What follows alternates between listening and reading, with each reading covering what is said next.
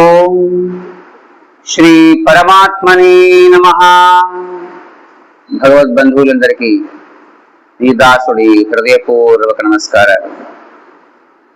శ్రీమద్ వాల్మీకి రామాయణ అంతర్గత సుందరకాండలో మనం 16వ సర్గ మధ్యలో ఉన్నాం. ఆంజనేయ స్వామి అనేక రకాలుగా ఆమె సీత అయి ఉండవచ్చు అని భావించి ఆమె గురించి తాను తెలుసుకున్నదంతా కూడా ఒకసారి పునశ్చరణ చేసుకుంటున్నారు. ఈమె జనక మహారాజు యొక్క పుత్రకామేష్టి యాగంలో ఆయన తన యొక్క భార్యతో పాటుగా ఆ యాగశాల ఉంటున్నప్పుడు ఆమె దొరికారు కదా అని.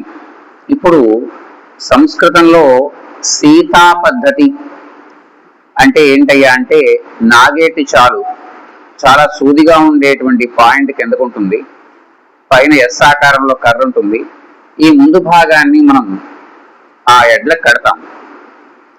అలాంటిది సూదిగా ఉన్న భాగం భూమిలోకి దింపబడుతుంది. దాన్ని ఎడం చేత్తో గట్టిగా నొక్కి పట్టుకుంటారు. ఎడ్లు నడుస్తూ ఉంటే ఆ భూమిని చీల్చుకుంటూ అది ముందుకు వెళ్తుంది. దాన్ని సీతా పద్ధతి అంటారు. అలాంటి పద్ధతిలో దొరికింది కాబట్టి ఆమె సీత. సీత పేరు ఎలా వచ్చింది అని అనుకోవచ్చు. కాబట్టి సీత. జనకస్య ఆపత్యం పుత్రి జానకి, జనకుల వారి యొక్క కూతురు కాబట్టి జానకి. మిథిలా నగరంలో పుట్టింది కాబట్టి మైథిలి. ఇలా చాలా పేర్లు ఉన్నాయి అమ్మవారికి. అంగో అలాంటి ఆమె కదా అని భావించారు. ఇవాల్టి కథా కార్యక్రమంలో మొదలుపెట్టే ముందు ఒకసారి గురువందనం చేసుకుని మనం కథా సంవిధానంలో అడుగు పెడదాం. గురు బ్రహ్మ గురు విష్ణు గురుర్దేవో మహేశ్వర గురు సాక్షాత్ పరబ్రహ్మ తస్మై శ్రీ గురవే నమః. కాశ్యపాన్వయ సంజాతం శరణ్యార్య పదాశ్రితం వైరాగ్య జలధిం వందే రంగరామానుజం. శ్రీ సీతారామాభ్యాం నమః.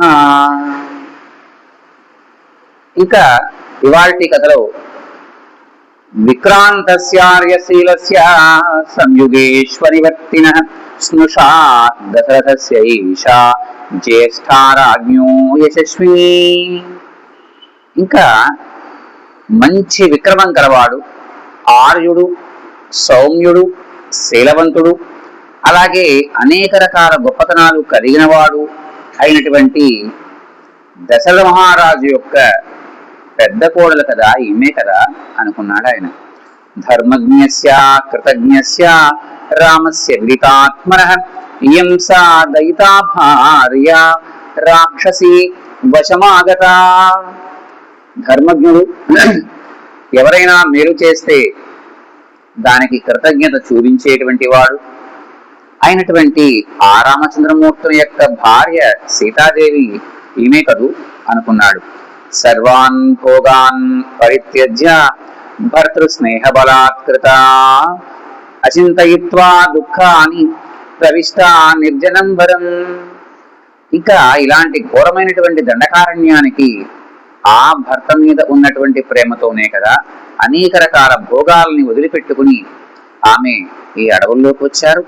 సంతుష్టా ఫలమూలేన భర్తృ శుశ్రూషణేరత యాపరాం భజతే ప్రీతిం వనేతి భవనే యథా.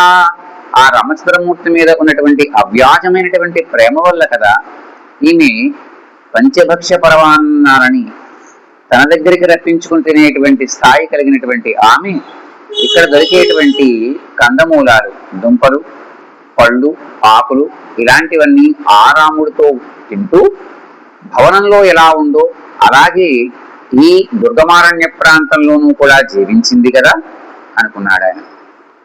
సేయం కనకవర్ణాంగి నిత్యం సుష్మిత భాషిణి సాతే యాతనామేతాం అనర్హానాం అభాగిని. ఇలాంటి బంగారపు రంగు వర్ణం కలిగినటువంటి శరీర వర్ణం కలిగినటువంటి ఈ సీతాదేవి ఇన్ని రకాలైనటువంటి కష్టాలని ఇక్కడ సహిస్తూ బ్రతుకుతోంది అంటే ఆ రామచంద్రమూర్తి మీద ఉన్నటువంటి ప్రేమ, ఆ రాముని మీద ఉన్నటువంటి నమ్మకం కదా దాని వలనే కదా అనుకున్నారు. ఇమాం తు శీల సంపన్నాం ద్రష్టుమర్హతి రాఘవ రావణేన ప్రమదితాం ప్రపామివ పిపాసితః. ఇంకా దప్పికకున్నవాడికి సుదూరంగా చలివేంద్రం కనబడింది అనుకోండి, దాహం వేసేవాడికి, వాడు ఆ చలివేంద్రం కేసి ఎలా ఆశగా చూస్తాడు, ఆ రాముడు కూడా ఈ సీతాదేవి ఎప్పటికైనా కనబడకపోతుందా అన్న ఆశతోనే కదా ఉన్నాడు.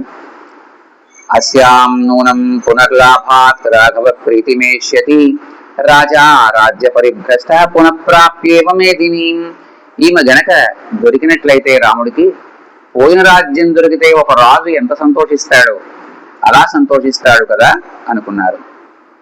కామభోగై పరిత్యక్త హీనా బంధుజనేన చ ధారయత్యాత్మనో దేహం తత్సమాగమకాంక్షిణి. ఆ రాముడు ఎప్పటికైనా తనని కలవకపోతాడా, విడిపింపకపోతాడా అనేటువంటి ఉద్దేశ్యంతోనే కదా ఈమె ఆ రాముడు కోసం ఎదురు చూస్తోంది. నైషా పశ్యతి రాక్షస్యో నేమాన్ పుష్పఫలద్రుమాన్ ఏకస్థ హృదయానూనం రామమేవ అనుపశ్యతి. ఈ ఎదురుకుండా ఉన్నటువంటి రాక్షస స్త్రీలను కూడా ఈమె కన్నెత్తి చూడటం లేదు. నిరంతరము కూడా ఆ రాముడి యందు తన యొక్క మనస్సు మాత్రమే నిలిపి ఉన్నారు. ఇక్కడ ఒక గొప్ప శ్లోకం చెప్తారు. భర్తానాం అపరం నార్యా భూషణం భూషణాదపి ఏషాతురహితాతేన భూషణార్హ నశోభతే. స్త్రీకి అంటే వివాహితురాలైనటువంటి స్త్రీకి అలంకారం ఏంటి? వివాహితురాలైనటువంటి స్త్రీకి అలంకారం ఏంటి? మంగళసూత్రారా? కాదు, భర్త. అందువల్ల అతడి దగ్గరలో లేనప్పుడు ఆమె ఎన్ని రకాల అలంకారాలను ధరిస్తే మాత్రం ఉపయోగం ఏంటి? అందువల్ల స్త్రీకి భర్తయే భూషణం అని. రాముడి గొప్పతనం ఏంటంటే, వచ్చారనుకోండి, వాళ్ళు మనల్ని ఏమండి బాగున్నారా అంటే ఇది నవ్వుతాడు వీడు, కనీసం బాగున్నానండి అని కూడా సమాధానం చెప్పడు. కానీ రాముడు స్వయంగా అవతల వాళ్ళు మాట్లాడే కన్నా కూడా ముందుగా ఈయనే మాట్లాడతారట, ఏమండి బాగున్నారా అని. అది రాముడు గొప్పతనం. మనం అవతలవాడు మాట్లాడితే మాట్లాడదాం కదా అని మనం అనుకుంటాం.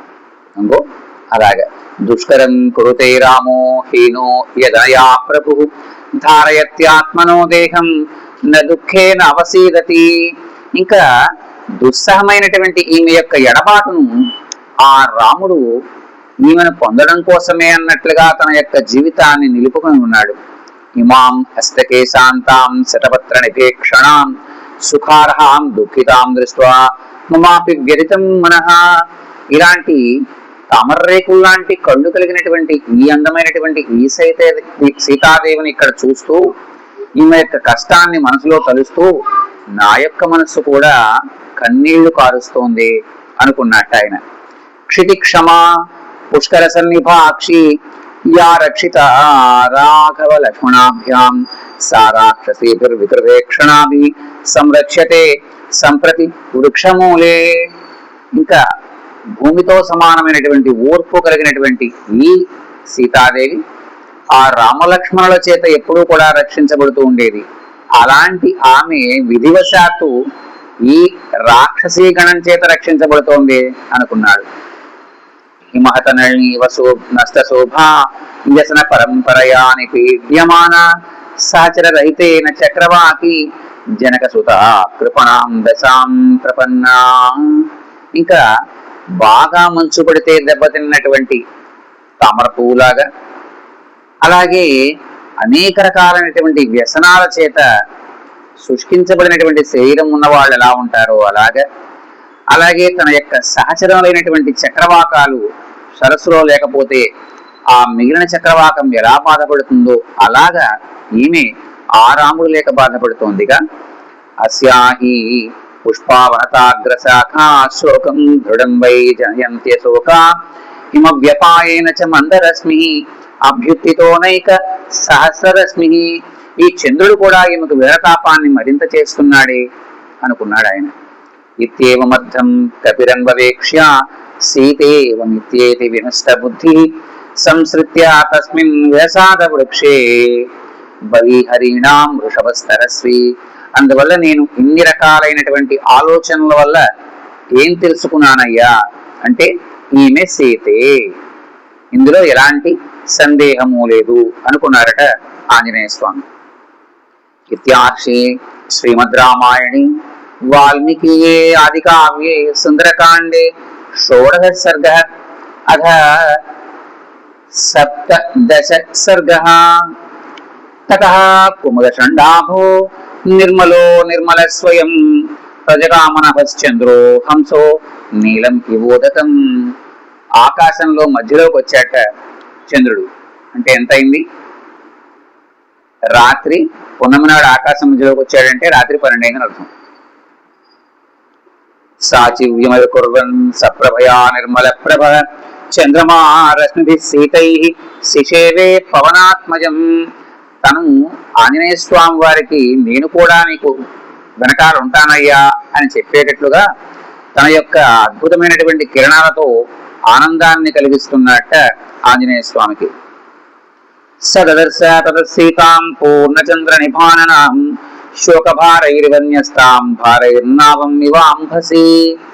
సముద్రంలో మునిగిపోతూ ఉన్నటువంటి ఓడ ఎలా ఉంటుందో అలా కన్నీళ్ల సముద్రంలో మునిగిపోతూ ఉన్నటువంటి సీతాదేవిని అలా చూసేట ఆయన. దిదృక్షమాణో వైదేహీం హనుమాన్ మారుతాత్మజ సదర్శ విదూరస్థ రాక్షసీర్ ఘోర దర్శన. అప్పటిదాకా సీతామ్మ వారి మీదే చూపు నిలిపాడు ఈయన. ఇప్పుడు ఆవిడ పక్కనే ఉన్నటువంటి రాక్షసీ గణం మీద కూడా చూపుని కొంచెం ప్రసరించాడు. వాళ్ళందరూ ఎలా ఉన్నారో ఆయన చెప్తున్నాడు వర్ణన.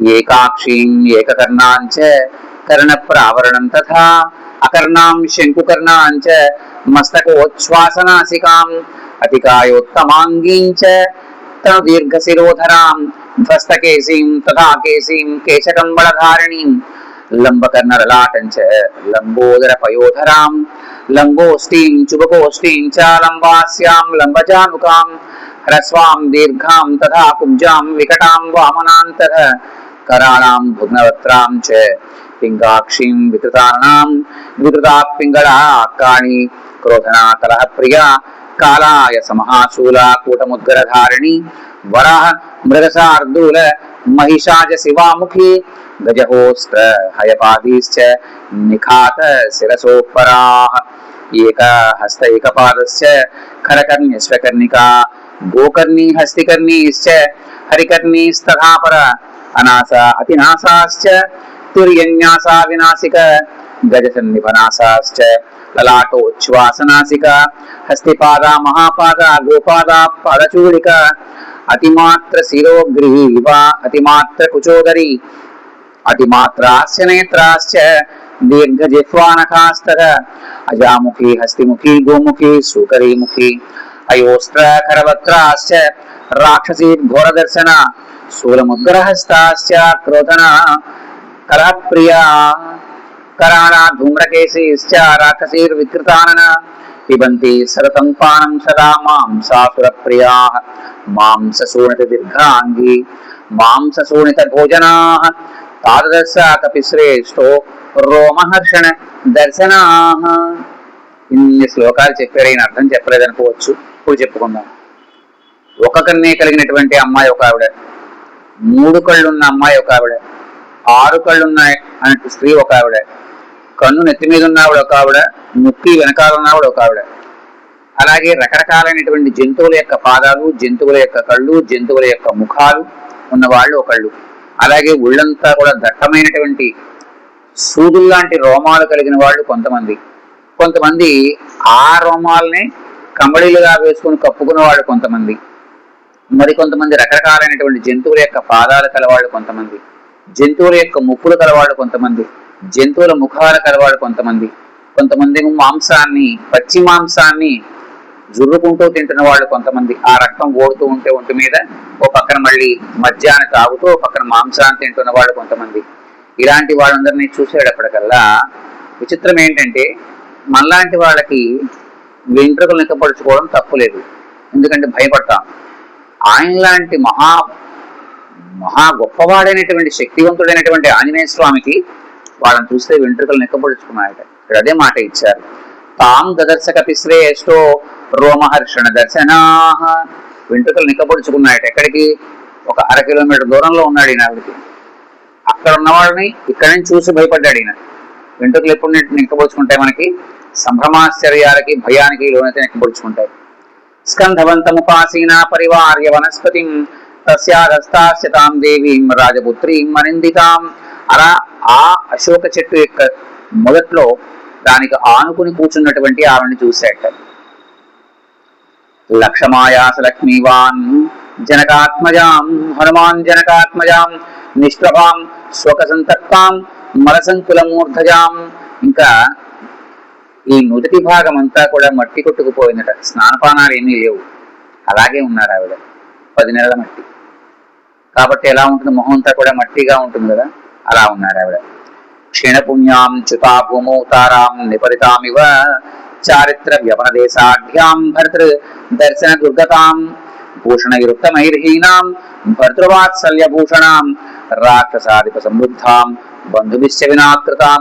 ఎవరు బంధువులు దగ్గరలో లేక ఆ రావణాసురుడు యొక్క చెరడు ఆ రామచంద్రమూర్తి అనేటువంటి భూషణం తన దగ్గర లేక తన భూషణాలని చెట్టుకొమ్మలకు తగిలించి చాలా దీనంగా ఉన్నటువంటి ఆవిడ కనపడ్డారు.